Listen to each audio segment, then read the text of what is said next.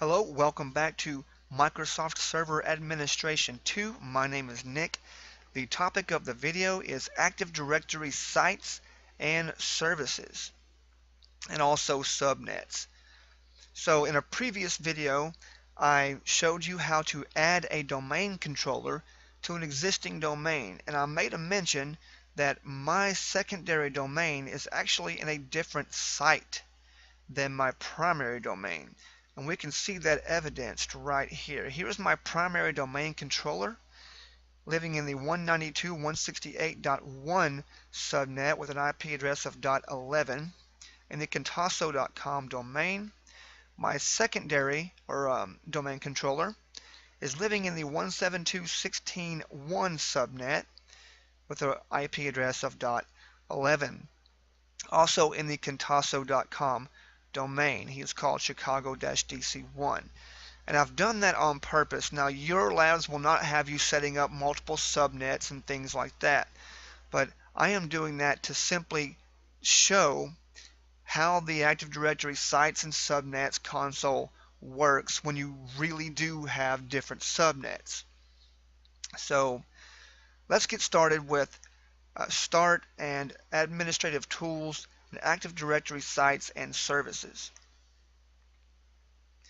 Now this is the diagram of our current network. So I have my headquarters network 192.168.1.0. Here's my domain controller, and the Chicago site, there is the subnet there, and the Chicago domain controller here. Now, but in between these networks, I actually have a third server called HQ-router who is doing the routing between these two networks using the network or LAN routing feature under the network policy services role. You will not be messing a whole lot with that. You'll learn what it is, but maybe a case study that some of you may end up doing if you finish really early. I will actually give a case study that is a small part of it, setting up multiple subnets. So this is kind of a visual of what the network currently looks like. So we have our Active Directory sites and services console pulled up on our secondary domain controller. It actually does not matter which domain controller you pull this up on, because you are working with the same database, the same Active Directory database. So all the changes are going to replicate anyway to all the domain controllers. So I'm going to expand my sites here, and I've already created some sites, but I'm going to remove the Chicago site from here so that you can see how this works. So my headquarters site is where everything lives, and this actually used to be called default first site name. That is what it's named out of the box, and I changed the name simply by right-clicking on the site and choosing rename, and you can type whatever you want in that box. Press enter. Now under my headquarters site I have a servers node and both of my servers living under this one site. Now I can further expand here under each server and look at the NTDS settings, and we will look into that a little bit more in detail later on. And each server has an NTDS settings. Now I also have a subnets node, and I've created a subnet already for 172.16.1.0, and I'm going to delete that one too so I can show you how to create it. So a site in Active Directory is defined by a subnet. So every site you have in Active Directory is associated with a subnet. So first of all, I'm going to make sure I have my sites created. So I have a site called headquarters. So I want to actually create my new site first. And I'm going to give my site a name, Chicago, and it's going to ask which of the links we want to use. The link is how replication traffic gets from one site to the other. So if you have multiple sites as defined in our diagram here, I have a site for headquarters and I have a site for Chicago. When changes happen over here in this site to Active Directory, those changes have to end up over here as well, so the Active Directory database stays in sync. So that replication happens over site links, and site links are defined in the Active Directory sites and services. The one you get out of the box is the default IP site link, and that's the one I'll be using today. So OK on that, and that creates my site. That's pretty much all there is to it. Now it tells me some information here.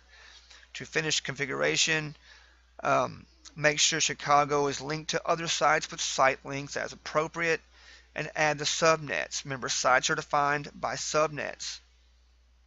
So OK on that, and now I'm going to define a subnet and associate that subnet with my Chicago site.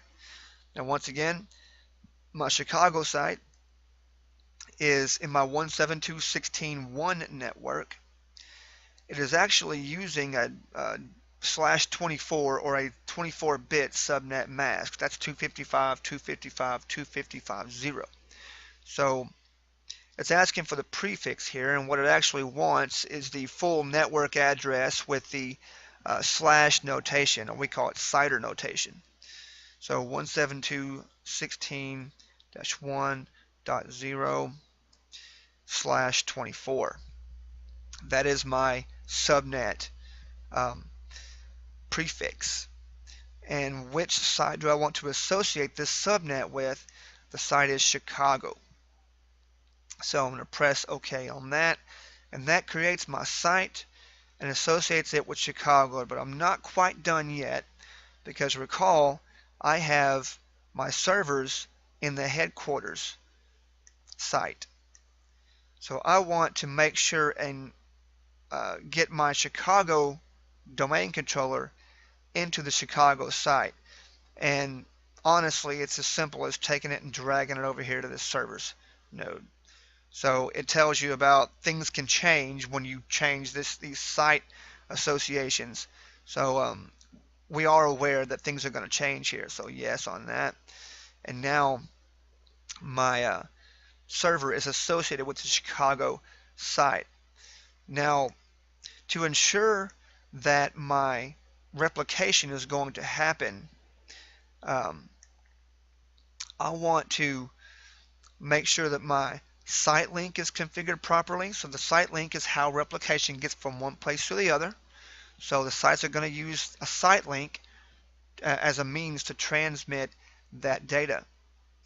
So I want to go into my inter-site transports, click on the IP, and there's my default IP site link. Going to go to the properties of that, and I can look here at the sites that are in my site link. So which sites are using this default IP site link to replicate traffic? And I do have Chicago and headquarters both using this default IP site link. Now I am replicating data by default every 180 minutes. I can change that value if I so choose.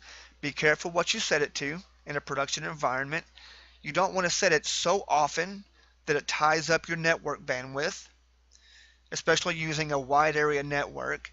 Those are expensive, but you don't want to set it so far apart, those intervals so far apart, that you don't get adequate information and your databases don't stay in sync. So you want to make sure that you set a good replication interval to make sure to find that balance between staying in sync and using up a lot of bandwidth. The default obviously 180 minutes, and I can also change the schedule on my replication. Say if I have Monday through Friday, I have some really high network utilization on my network, say around 5 o'clock. So I can exclude 5 o'clock every day from my replication interval, so it won't use those times. And you can do that however often or however you want to configure that. You have that flexibility here. So I'm going to cancel that. So OK on that. And this now should have my servers adequately represented in which sites that they are in. Now what I have not configured is my subnet for the headquarters site.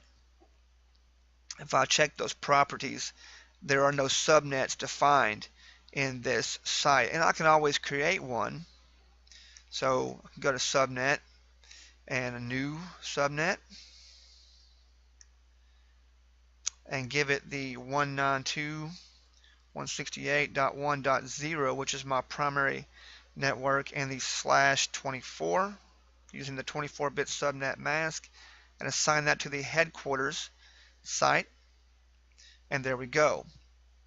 I now have the subnet associated with that site, and we see that reflected in here. So adding sites, not terribly difficult. So as always, if there are any questions about Active Directory sites, subnets, things of that nature, please write them down, bring them to class. We'll talk about them, or simply shoot me an email in Blackboard or on your Pulaski Tech account, and I will talk to you about it there as well. I will see you in class, and thank you for watching.